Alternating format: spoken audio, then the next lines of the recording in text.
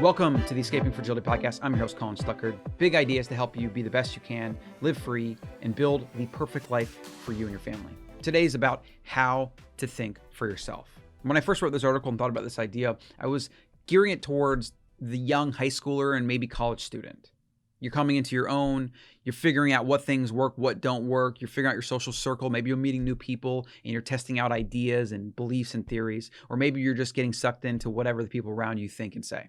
If you're here because you clicked on this video or you searched for this word specifically, you already want to think for yourself. So you got the first thing out of the way. You have to have a desire to want to be unique, original, and have your own thoughts. That's the first prerequisite to thinking for yourself. The second thing you have to do before you even get into strategies, you have to accept the difficulty that's going to come with publicly thinking for yourself. When you share ideas or challenge the narrative or challenge people around you, you're going to get pushback. This is human nature 101. It's not going to change. You'll get good at it because you'll build strategies for the right words to use, the right tonality, using questions strategically, not pushing too hard, doing a little bit, then coming back, using certain disclaimer words like, oh, that's interesting. What about this? And things like that. Most of the time when you're communicating things that are different than what people believe or think, if you do it in a calm way and a friendly way, you're usually going to be received much better than if you're aggressive or overbearing or anything like that. They say most communication is actually in how you say something, not what you say. Even if you say things, though, perfectly. If you ask people questions that forces them to challenge what they believe, it creates cognitive dissonance. You're going to have to fight through this. This is going to be something that you get pushback on. If you want to truly think for yourself, this is what it's going to take. So first, you have to accept that it's going to be hard, and you have to be wanting to think for yourself. Those two must be present before you even try to get into strategies. So let's get to some strategies. How to think for yourself. The first thing is you have to become Socrates. Socrates is known for using questions almost exclusively and rarely statements. Most people make statements or on this end of the spectrum. You want to get as close to the question end of this spectrum as possible. You should get to the point where you can have an entire conversation just asking questions. In fact, that's the first strategy that I want you to test. The next time you're talking to somebody, only ask questions. And if you do it for 10 minutes or 5 minutes or whatever, and then you kind of get into making some statements because it seems a little weird, that's fine. The more you do it, the better you'll get. Ask questions. Make everybody and everything around you explain itself. Do not take anything at face value. That's the first most important thing. And the more you do it, the more it'll become part of your psyche and it will be natural. What goes hand in hand with this, what will be a natural byproduct of this, is questioning and or challenging authority. Again, when you're doing this, do it in a friendly, curious way. Make people almost think that you're just dumb and you don't get it. Well, I just don't understand. Why? Why is this done this way? Like, what's the origin? Where can I find more research on this? I just can't grasp it. I don't know. When you take that approach and you make it about you, you're deflecting from the person that you're questioning or challenging. You're helping them protect their ego. And if you've ever dealt with anybody that's in a position of power, whether it's police, whether it's an administrator, whether it's government official, anything you do that challenges their ego is going to be met with resistance. They're going to push back.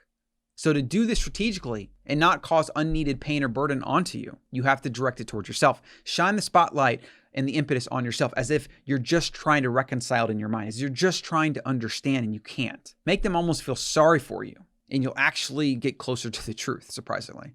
3, do your own research. Everything that you're told or see or find or whatever requires multiple levels of research. If you haven't done your research, and you have to be willing to do this, if you truly want to think for yourself, you have to be willing to not form strong opinions on certain things until you've done your research. And then the things that you've done your research on, continually do your research. Of course, like you should forever try to learn and grow and develop, but you'll be able to more readily challenge the status quo, challenge the narrative, think for yourself when you've done your own research. It will also give you the confidence to ask those questions and make those statements. The more research you do, the more confidence you get. The more confidence you get as a result of more research you do, the more you think for yourself. That's the key. That's the holy grail. When you get to that point where you research, you trust your research, and then you put that out publicly, that's when you are truly thinking for yourself. Seek out independent sources, anything that is not mainstream. I wouldn't recommend mainstream at all, if other than to get things you should probably challenge. Podcasts, books, articles, websites, blogs, YouTube channels, etc. Find independent sources of information. Use keywords, search, go deep, find conflicting ideas on a topic, and then take that information, assimilate it, and then see where you fall. And then even if you fall on one end of the spectrum or the other, you at least also have an understanding of the other end of the spectrum. And that makes you a more rational thinker. The last most important thing to think for yourself is to avoid mass manipulation.